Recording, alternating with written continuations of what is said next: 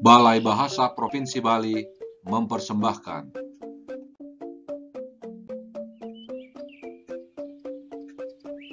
cerita Ni Bawang dan Ni Kesuma. Pada zaman dahulu, di sebuah desa di Bali, hiduplah seorang anak perempuan bernama Ni Bawang. Ibunya sudah meninggal sejak Ni Bawang masih kecil. Ayahnya memutuskan untuk menikah lagi dengan seorang wanita dari desa lain. Ia tidak memiliki suami, tetapi memiliki anak perempuan yang bernama Ni Kesuna. Sekarang Ni Bawang tinggal bersama ayahnya, ibu tirinya, dan saudara tirinya itu. Rumah mereka dikelilingi sawah dan desanya terletak di dekat sebuah pantai. Dari desa itu, orang-orang juga bisa melihat gunung di kejauhan.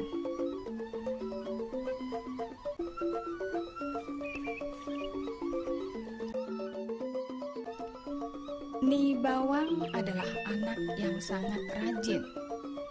Ia selalu membantu ayah dan ibunya. Ayahnya adalah seorang petani. Setiap hari Ni Bawang pergi ke sawah membawa makan siang untuk ayahnya. Kadang-kadang jika musim melaut tiba, ayahnya juga pergi ke laut di dekat desanya untuk mencari ikan. Ni Bawang sering membantu ayahnya menurunkan ikan dari perahu.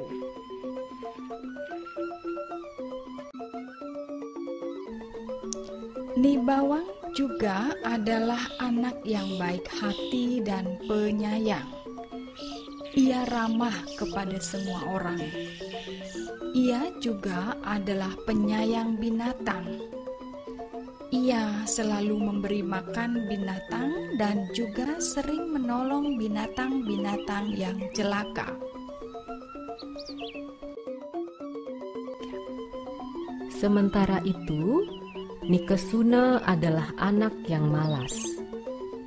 Ia jarang membantu ayah dan ibunya. Ia hanya suka bermain, tetapi ibunya tidak pernah marah kepada Ni Kesuna. Ibunya terlalu memanjakan Ni Kesuna.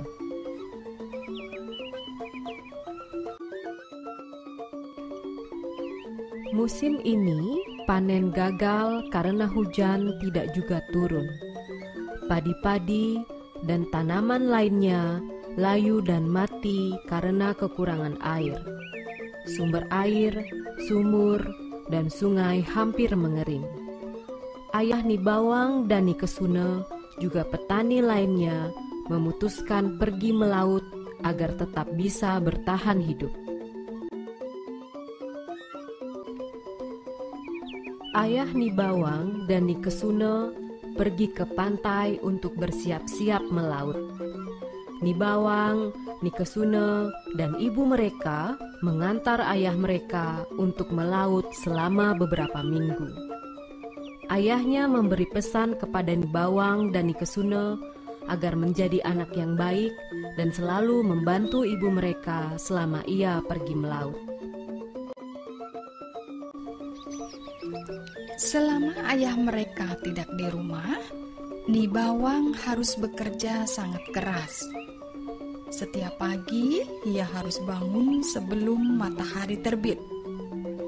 Ia harus menimba air untuk memasak, mencuci, dan mandi. Ibunya dan Ni Kesuna masih tertidur pulas. Setelah itu, ia harus menyapu rumah, membersihkan halaman, dan mengepel lantai. Ni Bawang juga harus menyiapkan sarapan untuk ibunya dan Ni Kesuna. Dia memanaskan air untuk membuat teh. Setelah itu, dia harus menanak nasi dan memasak sayur. Nibawang boleh sarapan jika ibunya dan Nikesune sudah sarapan.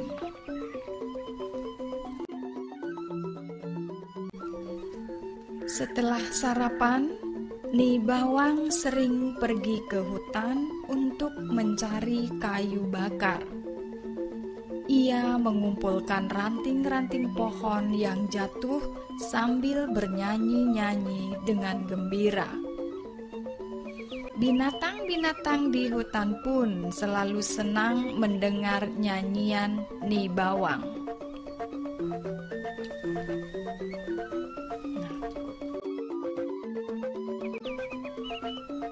Seperti biasanya, hari itu ia pergi ke hutan. Ia melihat seekor burung crukcuk kecil yang terkena jebakan. Ia pun menolong burung itu. Ia melepaskan tali yang melilit kaki burung itu. Binatang lainnya memperhatikan Nibawang dengan kagum. Burung crukcuk kecil bebas. Ia merasa senang. Binatang lainnya bersorak gembira dan mengucapkan terima kasih kepada Nibawang.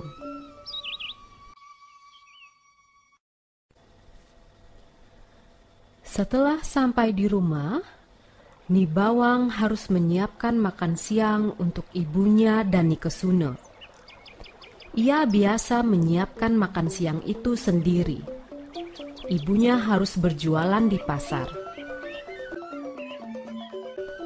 Nikesune pun tidak pernah mau membantu Nibawang. Ia selalu sibuk bermain dengan teman-temannya. Namun, Nikesune sangat pintar berpura-pura.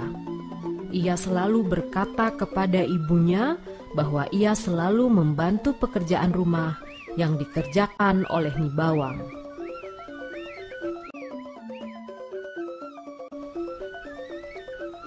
Begitulah yang selalu terjadi setiap hari. Nibawang harus bekerja keras, sedangkan ibunya dan Nikesune tidak pernah membantu. Karena lelah, Nibawang sering tertidur di atas dipan di dapur.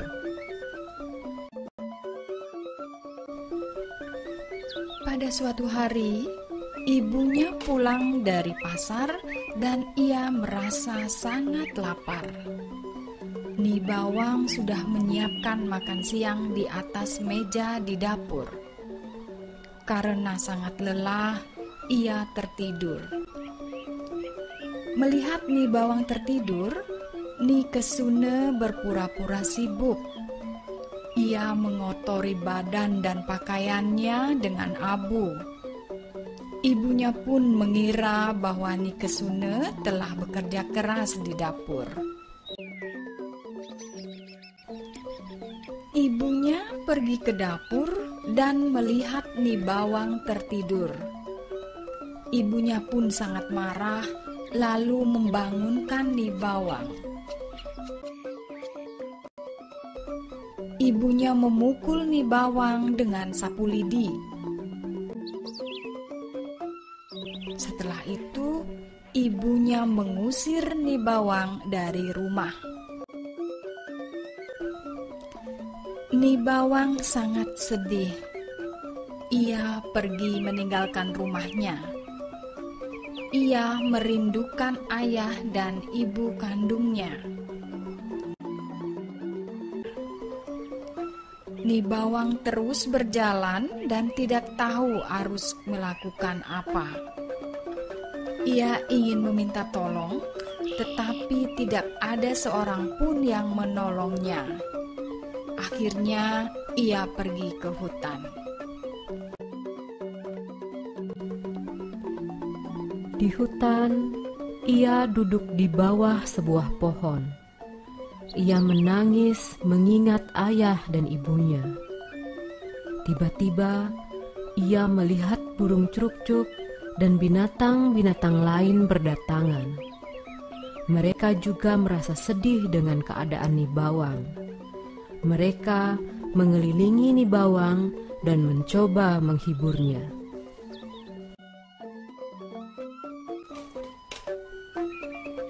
Ayah Nibawang kembali ke desa setelah beberapa minggu melaut. Dia membawa oleh-oleh untuk anak-anak dan istrinya. Ia sangat kaget ketika istrinya Dani Kusuna mengatakan bahwa Nibawang anak pemalas. Mereka mengatakan bahwa Nibawang minggat. Ayah Nibawang lalu pergi mencari Nibawang bersama orang desa lainnya. Namun, mereka tidak juga menemukan Nibawang. Ayahnya sangat sedih dan bingung. Di hutan, binatang-binatang mencoba menghibur Nibawang. Namun, Nibawang masih tetap bersedih karena ia merindukan ayah dan ibu kandungnya. Nibawang takut tidak bisa bertemu lagi dengan ayahnya. Ia merasa putus asa. Ia pun meminta burung curug-curug untuk mematuk kepala dan seluruh badannya. Burung curug-curug meminta Nibawang memejamkan matanya karena ia akan mematuk kepala, dada, telinga, dan tangan Nibawang. Burung curug-curug berkicau memanggil-manggil semua burung di kerajaan burung. Datanglah raja dan ratu burung curug-curug membawa mahkota dan perhiasan lainnya. Binatang-binatang lainnya juga datang membawa hadiah yang indah dan mewah.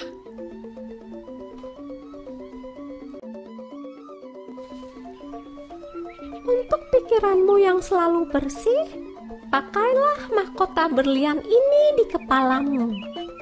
Untuk hatimu yang selalu baik, pakailah kalung mutiara ini. Untuk tangan-tanganmu yang selalu menolong binatang-binatang malang, pakailah gelang-gelang emas ini. Untuk semua kebaikan hatimu kepada kami, pakailah kain songket yang indah ini. Kamu sekarang tidak perlu bersedih lagi. Pulanglah. Sekarang ayahmu menunggu di rumah. Nibawang sangat terkejut. Ia sangat berterima kasih kepada burung curug-curug dan semua binatang di hutan. Malam itu, Nibawang segera pulang karena ia sangat merindukan ayahnya.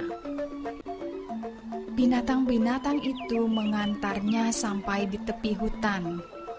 Ia naik di punggung Kinjang Kencana, naik turun bukit, dan menyeberangi sungai.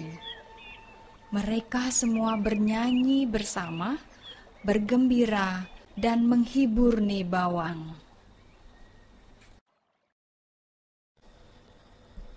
Akhirnya, Nibawang sampai di depan rumahnya. Nibawang mengetuk pintu dan mengucapkan salam. Ayahnya sangat terkejut, tetapi sangat bahagia. Namun, ibunya Dani Kusuna tidak suka melihat Nibawang kembali. Mereka bertanya dari mana Nibawang mendapatkan semua hadiah itu. Nibawang pun menceritakan semua pengalamannya di hutan. Nikesuna dan ibunya iri dengan hadiah yang didapatkan oleh Nibawang. Mereka berpikir bahwa mereka bisa mendapatkan perhiasan-perhiasan serta pakaian-pakaian berharga itu dengan mudah. Mereka lalu memutuskan untuk pergi ke hutan dan menemui burung curug-curug di kerajaannya.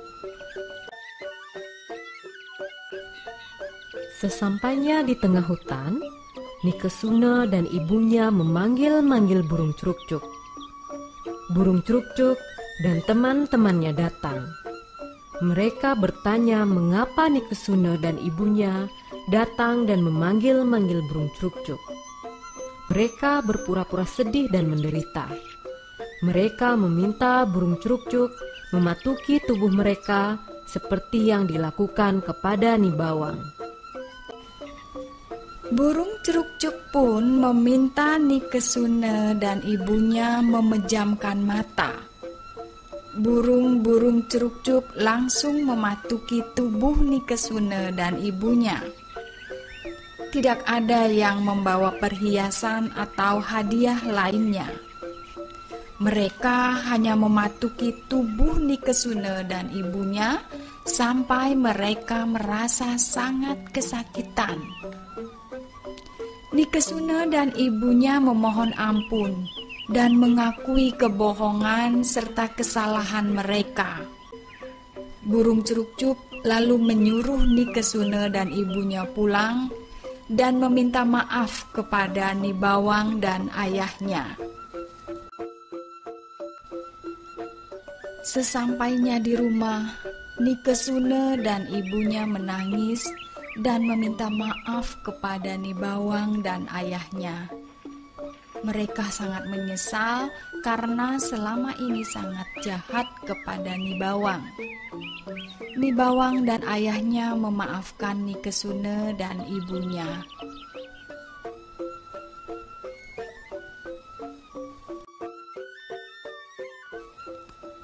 Nibawang dan ayahnya pun hidup damai seperti sedia kala.